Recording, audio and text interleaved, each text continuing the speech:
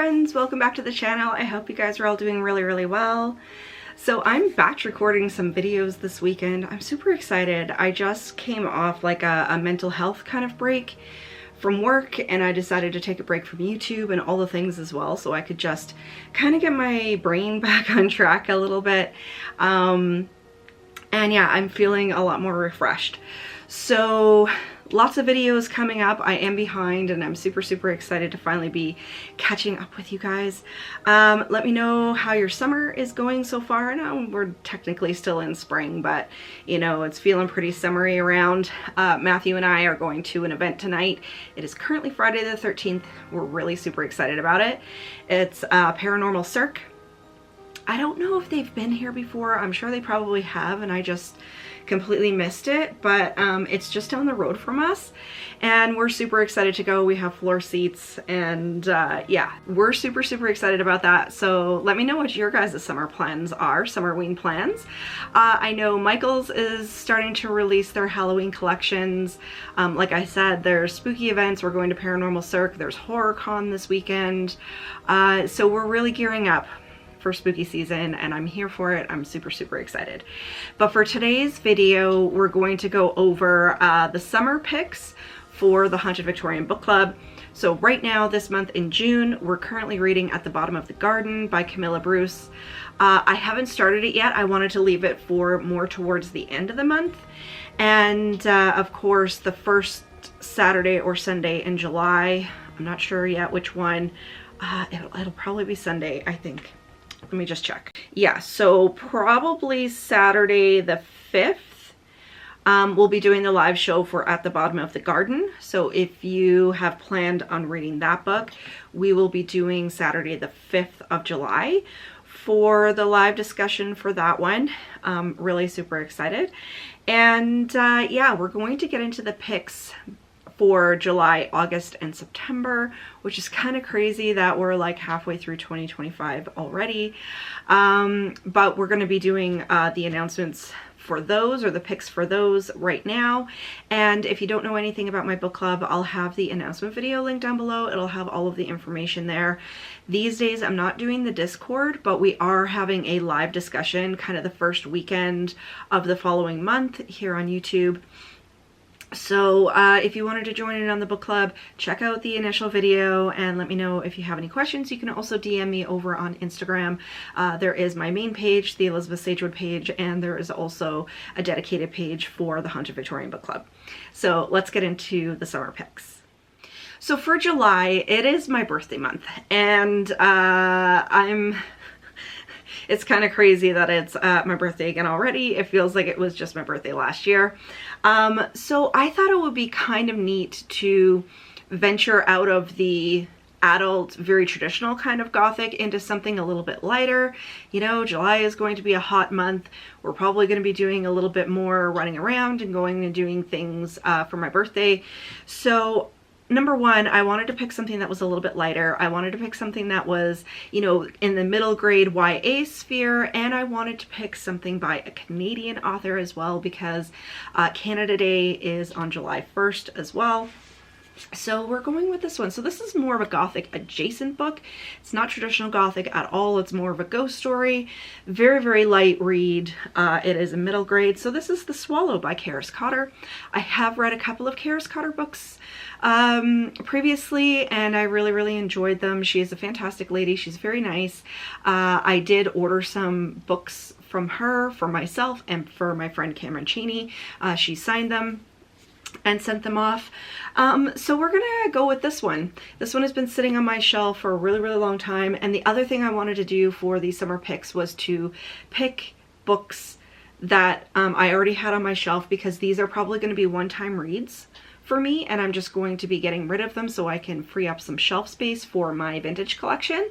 So just very quickly from the back of this one, and like I said, this is not traditional gothic whatsoever. It's a very light read. It's a ghost story, so very much more gothic adjacent. So from the back, side by side overlooking a cemetery, in one house is Polly, in the other is Rose. They couldn't be more different. Polly has a large, noisy family, while Rose is often left alone by her busy parents. Polly has a wild imagination and speaks before she thinks. Rose broods and says little. Polly's greatest desire is to see a ghost, while Rose just wishes she could stop seeing them. Both girls spend their days feeling lonely and invisible until they discover their attic hideaways share a wall. Despite their differences, the two become friends. But is there more to Rose than meets the eye? Why does no one ever talk about her? And why does she look so ghostly? When the girls find a tombstone with Rose's name on it and encounter an angry spirit in her house who seems intent on hurting Polly, they set out to unravel the mystery. So, I mean, we probably already know some of what's going on here, but it sounds very cozy, it sounds very light, and like I said, I just wanted to read something that would really make my heart soar and, you know, is super cute, and like I said, is by a Canadian author, is an author that I do enjoy.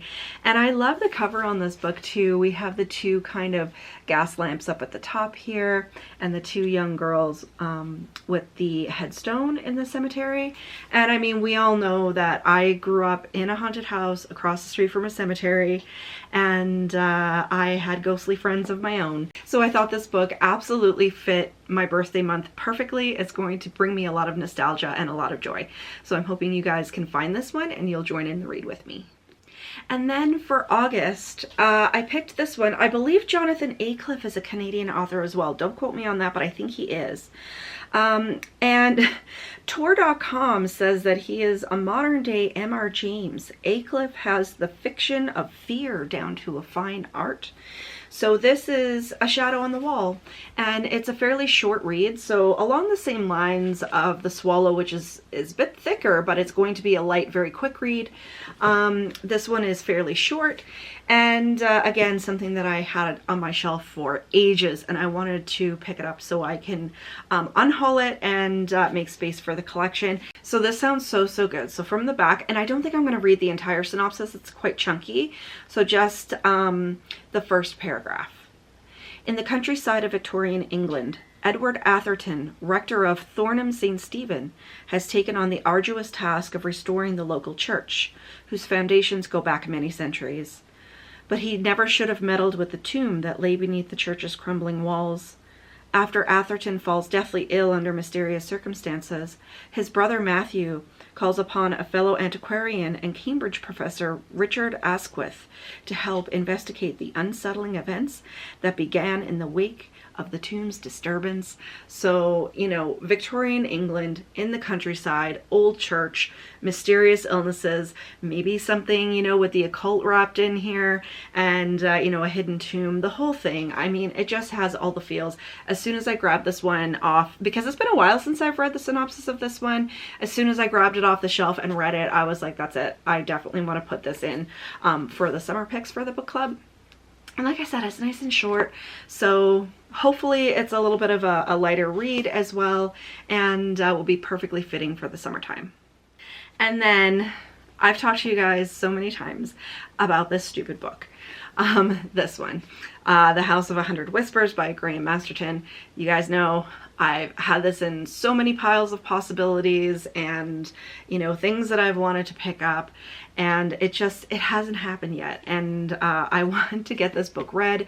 Number one, like I said, because I want to unhaul it, but the other thing is because this, again, has all the feels that I'm looking for the book club and for, you know, just what I'm in the mood for right now. And so I will read the synopsis again, but I'm sure you've probably heard this one before. On a windswept moor, an old house guards its secrets. All Hallows Hall is a rambling Tudor mansion on the edge of a bleak and misty moor. It is not a place many would choose to live, yet the former governor of Dartmoor Prison did just that. Now he's dead, and his children, long estranged, are set to inherit his estate. But when the dead man's family come to stay, the atmosphere of the moors seems to drift into every room. Floorboards creak, secret passageways echo, and the wind whistles in the house's famous priest hole. And then, on the same morning the family decides to leave for good, their young son Timmy disappears from inside the house. Does evil linger in the walls, or is evil only ever found inside the minds of men? So, and it says tension-filled, fast-paced, and unexpected, handled with the finesse of a master storyteller. So I mean, I don't know why I haven't picked up this book yet. I really want to. So I thought this would be perfect to put in for September. You know, we're coming into fall, we're coming more into spooky season. We've got the misty moors, we've got the creaking old haunted house, and you know, a mystery on top of everything. So I thought this would be absolutely perfect. So I finally wanted to get this one read, putting it in for the book club, and I hope you guys will join me. So there you guys go. There are the summer picks for the Haunted Victorian Book Club. Like I said, if you wanted to join in, I will have the announcement video linked down below so you can check everything out. We do have the live discussion kind of the following month, the first weekend of the following month, and typically I will have guests, other booktubers or bookstagrammers on to discuss the books with me. So I hope you guys will join in, and of course let me know if you're excited about any of these books, and if you like the video, give me a thumbs up and leave me a question or a comment down below, because you know I love chatting with you guys. But until next time, stay spooky everybody. Bye.